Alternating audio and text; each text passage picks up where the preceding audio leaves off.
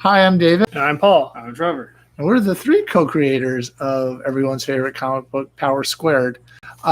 This is a special edition of A Week in Power Squared, number 48. Yes. But this time we're going to concentrate on the MCU Phase 4 announcement that came out during Comic-Con, which we were there for, but did not hear this announcement. Yeah. Not live anyway. Right, not live. We were there for the con. We weren't there for the announcement. Right. And so we're commenting, of course, knowing, as much as we know about Marvel. Yeah. We decided it'd be kind of fun to talk about Phase 4 because we've actually mentioned it and would we go see it and all that kind of stuff. So now we know what is in Phase 4, and so we're going to try not to make fools of ourselves and talk about it. Yeah. Hopefully this discussion goes kind of smoothly. Let's hope. Okay, so let's talk. Guess we should start off by saying what's in Phase 4. Yes. What are the movies in Phase 4? Okay, there are 5 movies set to be released between 2020 and 2021. Yes. They are, I have it written down here. Okay.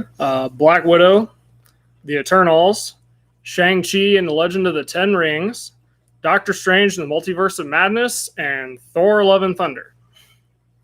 Huh. Which will be directed by Taika Waititi. Right, we did the best Ragnarok, which was the best Thor film. Yes. By far of the 3. So what do we feel about those titles? Are we excited about any of those in particular? Nothing maybe just because of my ignorance of Marvel lore, but nothing particularly grabs me. So maybe Thor. Well, I'm aware that the Thor 4 is based on the run where Jane Foster took up the mantle. Right. Rather divisive, right? Yeah, but I would imagine that Taika Waititi, since he did such a good job on Thor Ragnarok, he might be able to hopefully make it work. But I think as we've discussed before, Thor is not a title, that's his name. Yeah. So she becomes Lady Thor, or becomes Thor, right? Yeah, in the comics, she takes the name Thor. Okay. Which... that's a little weird. Yeah. Okay. So again, I think Taika Waititi would help explore the concept better. Can I mention what I'm a little surprised or not in Phase 4? Sure. Which is a Black Panther 2. I'm kind of surprised they would wait to do another one since that was so big. Yeah. And I'm a little surprised there's not another Guardians of the Galaxy since they kind of seem to set that up at the end of Endgame. Yeah. But I mean, I'm not saying they won't do that. I'm just surprised they're waiting to do that. They're probably waiting to do Guardians 3. So many sequels. Yeah. Probably waiting to do Guardians 3 because of the whole thing with James Gunn. So that probably pushed back production. They probably couldn't make it to Phase 4. Right. But I'm just a little surprised that those are not part of this. But I'm not the one that makes the decisions at Marvel. He's also doing that Suicide Squad sequel thing, so it's probably not helping. Which I know I was hoping for after the original Suicide Squad. Yeah. Not really. So none of those films really seem to grab you. Well, not right away. I would think that Doctor Strange 2 would at least be a visual spectacle like the first one was. Right. Yes. Especially when they're going through kind of what looks like different dimensions, and then also that that's clearly where a lot of their budget went. Yeah. But then the first one also had that famous scene where Doctor Strange is doing an infinite loop against Dormammu. Right. And I can keep doing this forever. And wears him down. Yeah. So Doctor Strange, I mean, okay, so when we first saw Doctor Strange, my first thought was, this was school. I had to see it because, I wanted to see them all. So I'm not, wow, hey, another one. Yeah. But he was actually better, kind of like Thor was. He's better in an ensemble where he's not Doctor Strange is not the main focus. Yeah. But he will be the main focus, obviously, in this one. And maybe it took the right director with the material to make Thor good. Yeah. Yes. And hopefully, I mean, I don't know who's directing this, but maybe they'll be able to do with Doctor Strange the way it was done with Thor. Yeah. So as for the other movies, I'm aware that Black Widow would be a prequel. Yeah. Because of what happened to her in Endgame. What happened to her in Endgame? I'm kidding. Eternals. I'm not entirely familiar with who they are, but when the movies were announced, people kept bringing up Thanos, so I don't know how he would tie into that. They probably wanted to bring the character back somehow. Yeah, as familiar as we are with the movies, we're not like completely versed in Marvel lore. Which is why we're doing that. Yeah, and then I had to look up who Shang-Chi is. Just like looking at it for 5 seconds, he's the master of kung fu, so I'm sure it'll be kind of martial arts film, right? Which would be interesting for the MCU, probably. Right. But where was he during Endgame? Waiting his turn. Okay. So those are the 5 movies, and we're looking forward to none or all or a few of them. I think the only one I might be looking forward to is in any capacity is Thor 4, if only because Taika Waititi is behind it. After Thor Ragnarok and What We Do in the Shadows, right? I kind of trust him. It depends on what they do with Black Widow, but the character, I forget which Iron Man it was in, where she was being quasi tortured, but she was she was interrogating them while they were doing that to her. So the character has a lot of potential, and it depends what they do with. She's not a superhero. She's just right. Yeah. She's just like Rorschach was in Watchmen. Yeah, he's not super powered. He's just really clever and can do a lot of stuff. And obviously doesn't get hurt when he has big falls and stuff. Yeah. So I'm not in here with you. You're in here with me. Of any of those movies. Okay, so but in addition to the 5 films, there's 5 TV series. Yes, on Disney Plus. What? Okay. And what are those? Those are The Falcon and the Winter Soldier, WandaVision, Loki, What If, and Hawkeye. Okay. So unlike all those other shows that are like on ABC or Netflix or Hulu or whatever, like these are actually canon to them, supposed to be actually canon to the movies. Okay. Meaning for the first time they'll actually have an impact. Yes. Which then, and they're only available on Disney Plus. Yes. So you have to buy into the streaming service. Right. And those are also distributed between 2020 and 2021. Right. They're part of the phase. Yeah. This is the first time they've really tried. I know was it Agents of S.H.I.E.L.D., there was sort of a kind of loose association with the films. These are going to directly impact the movies. As far as I know, yeah. Which is sort of, I don't know, maybe pushing a little too far for me. Nothing against, maybe these would be interesting. Obviously the Falcon and the Winter Soldier they were set up as kind of the next, the Falcon's supposed to be next Captain America. Yeah. Oops.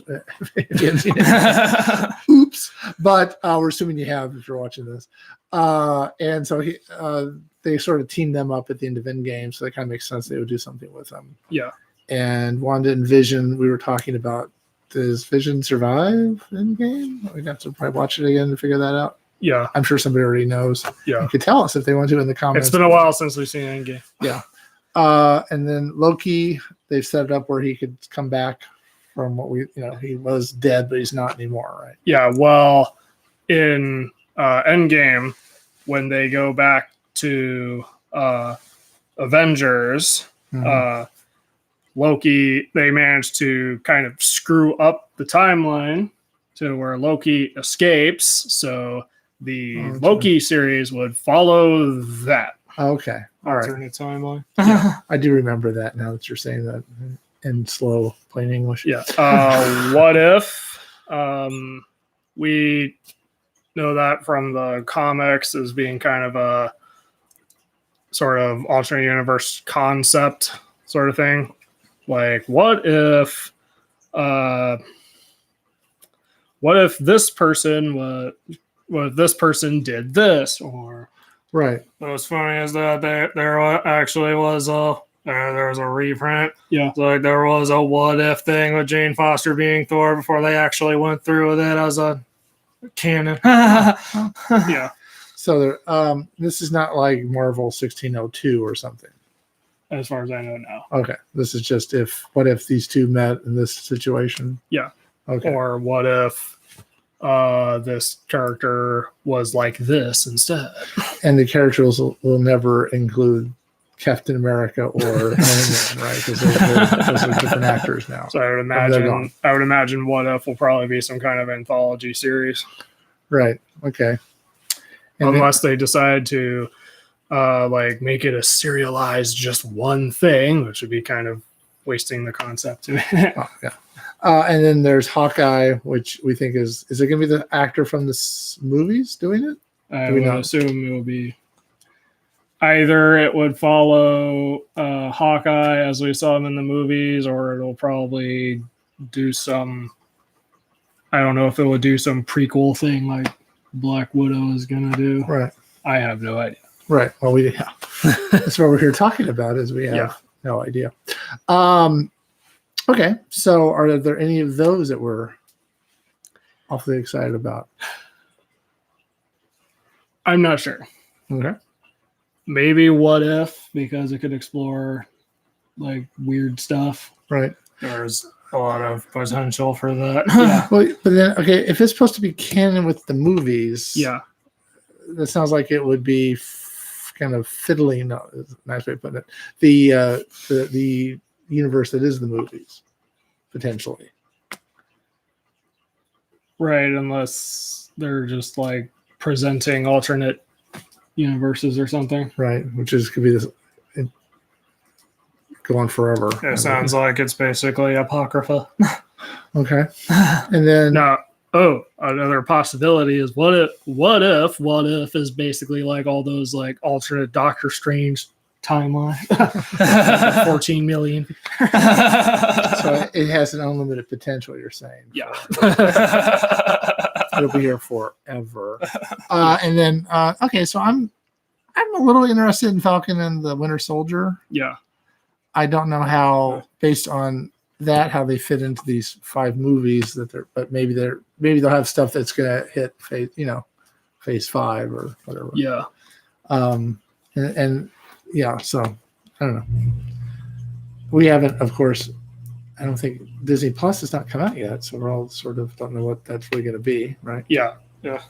I mean, we have an idea because it's going to be probably a lot like Netflix. Yeah. But Disney. Yeah. Disney only. All Disney all the time. You wonder how many episodes they're going to have of these. Is the season going to be 6 episodes or 13 or 10, or how deep are they going to get into stuff? There's a lot of, obviously they could do a lot or not. Yeah. Yeah. So, but it's kind of weird to look at the titles for the TV series and look at the titles for the films and go, yeah, these are going to interact. Yeah.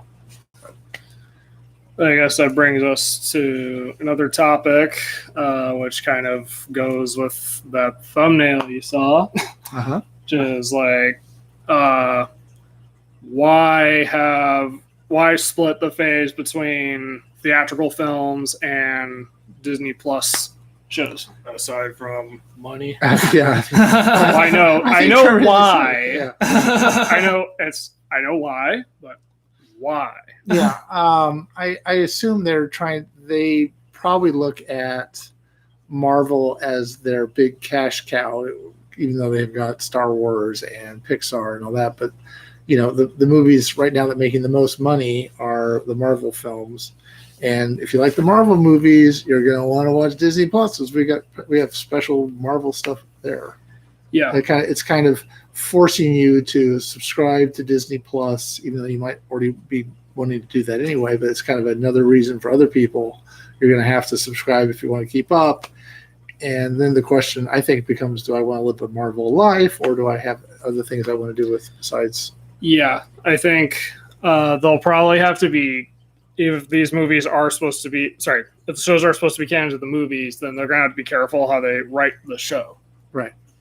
Because not everyone who watches the movies is going to have the expense or the time to dedicate or the desire to plug into Disney Plus. Right. And then we're aware that not everyone has actually seen all the movies, which is shocking, but yes, that is true. And then the other thing is that if the budgets for the TV shows are really, cheap, I mean, I don't know. I mean, obviously Disney has the money; they can do whatever they want to. But if they're too cheap, then you may turn people off when they go see the movies in the theaters, and they could run that risk if they don't handle it right. Yeah. Or overloading people. I mean, there used to be the theory that you wouldn't go to pay in a theater to see somebody that you could see on television for free. Right. That's kind of, I know this is before your time, but it's kind of like Farrah Fawcett wasn't a major movie star. She was big on television, but people didn't want. Why should I go pay to see, $5 to go see her movie when I can watch her on television for free? That can potentially happen. I doubt that, because I think the people that love Marvel films are pretty rabid about it, and there'll be a lot of people that just can't get enough, and the 5 shows, this is not enough to keep me going. Yeah, but they could also potentially run into a problem like with, I guess to use Star Wars example, Solo. Mm-hmm. I guess spoilers if anyone cares by now. At the end of Solo, you see that Darth Maul is still alive, even though he died in the Phantom Menace, which was his first and only appearance before then. Right. But in order, movies at least, at least in the movies, in order to understand why Darth Maul was alive, you'd have to have watched one of the recent animated Star Wars TV series. I think it was Clone Wars. Do you think they're learning from? I mean, because I know that wasn't necessarily. We liked a different Clone Wars than got finally everybody watched. Yeah. And I wonder if they're learning something from the fact that not everything Lucas did, I know it's shocking to say, it was a success, and not everybody loved everything that they did. Well, I know some people are upset with the fact that they had all these books written and stories, and people read them, and then forget that, and that's not canon anymore. Yeah. If you run the risk of doing that potentially with the MCU, probably. And I guess the difference is, I mean, the comic books don't necessarily follow the movies. I mean, the characters are there, but they don't necessarily follow the movies necessarily. Right. So they already have sort of non-canon movies, non-canon to the movies books out there. Yeah. But I suppose a problem you could potentially, to tie that back into the MCU, one problem you might run into is now that these shows, as far as we know, might actually have an impact on the movies. Is something going to happen in like Phase 4 or 5, which I assume they're going to do? Where we already figured 2 movies they have to have. So yeah, they're doing it. Anyway, is there something that's going to happen in Phase 4 or 5 where like this character comes back, but in order to appears or comes back or something, but in order to understand why that happened, you'd have to have seen like Falcon and Winter Soldier or whatever other show they put out down the line. Right. Yeah. They always run. And then if you don't have a Disney Plus subscription, you sort of missed out. So it becomes kind of a, I don't know, pay to win kind of thing. Yeah. Well, it's going to be interesting to see how that pans out, because and then it's not only do you have to subscribe to Disney Plus, but then you have to want to devote the time to watch, because a lot of times people are going to buy Disney Plus for all the other Disney product that's out there, the animated films, that I assume the Daniel Boone stuff and all, the David, there's a whole bunch of stuff that Disney has, and of course now they have Fox. Yeah. All that stuff will be available, I assume, through that service, but so there's not everybody that's going to subscribe to it is necessarily going to be hungry for Marvel. Yeah. But I would imagine that there will be enough people that will probably do it. But again, you have to. I mean, I personally, because we're doing a comic book and we're doing other things as well, I don't have a lot of time to devote to a new television series and get wrapped up in it, and I don't have like a weekend I'm just going to blow watching something, because we don't have the time for that. Yeah. So it's going to be interesting to see. I assume we're going to get Disney Plus, probably, for all the right reasons. But whether or not, I'm just gonna. I don't know. Sit down and watch a bunch of television series. Yeah. Depends also how they, are they going to have them all 5 out at one time? I mean, I know with the streaming service they're always there, but I mean, will they be coming out in spurts or? They're going to be distributed throughout the phase. See, this is information that I did not have until we did this video. Anything else we want to talk about? I guess something else this kind of leads to is this going to be how Marvel does the phases going forward? If this is a success, yes, I would imagine they would. I mean, they got nothing to lose. It's kind of like instead of having a million movies in phase 2 or 3, right? We'll get phase 3 a bunch. Instead of a million movies in phase 3, we'll have like half the movies that we have to pay to see in the theater. But then to make up for that, you have to spend the time at home and the money. Yeah, on the streaming service. Yeah, I mean, well, I would imagine that if this works the way they want it to, they will be doing this, and probably I would imagine they'd probably think of this as they do it with the Star Wars stuff too.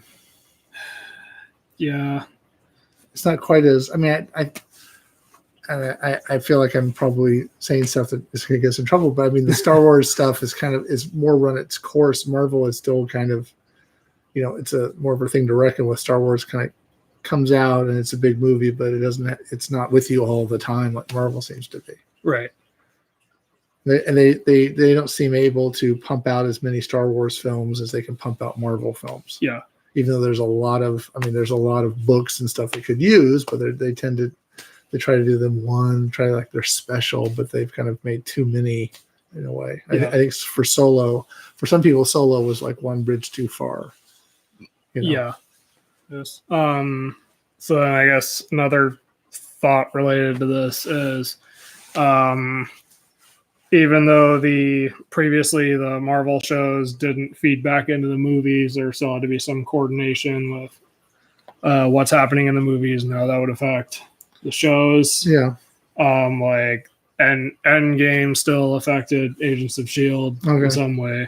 I don't know how because we haven't been watching that. But it got just, I don't want to say silly, but we just stopped watching it after a while. Yeah. We were watching it because we liked Coulson and all that, but then it's just okay. But if these series somehow feed back into the movies now, then will writers of future movies now have to take not only the previous million movies into account, but now also all these TV series? I would think they would probably have to. Yeah. So they'd have to compare a lot of notes. And I would imagine too that they've made it more complex for phase 5, which we assume will come unless these just all fall flat on their face, and which I doubt.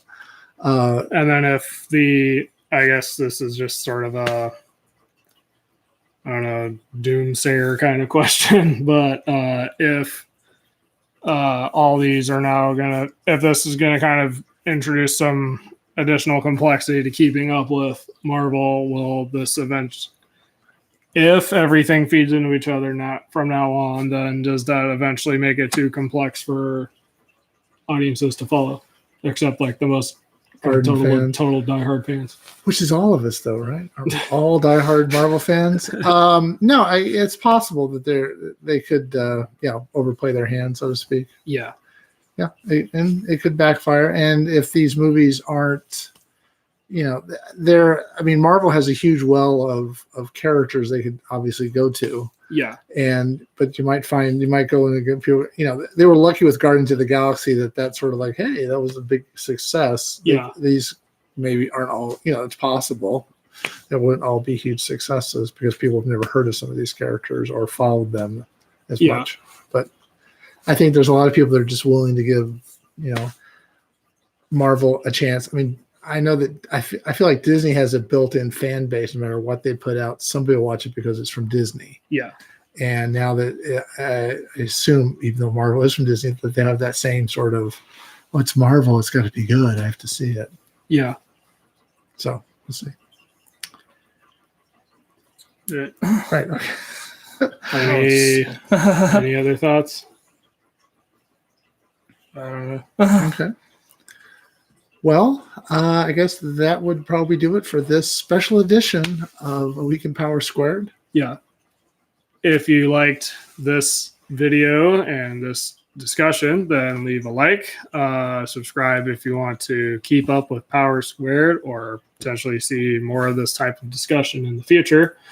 And ring the notification bell if you want to see when these videos go up. If you have any thoughts on your own about Phase 4, then leave a comment and tell us if you'd like to see us talk about more of this kind of thing in the future. Get away from that Power of the Square. Like special one-off videos. Yeah. All right. So until next week, I'm David. And I'm Paul. I'm Trevor. And this has been A Week in Power Squared. Okay.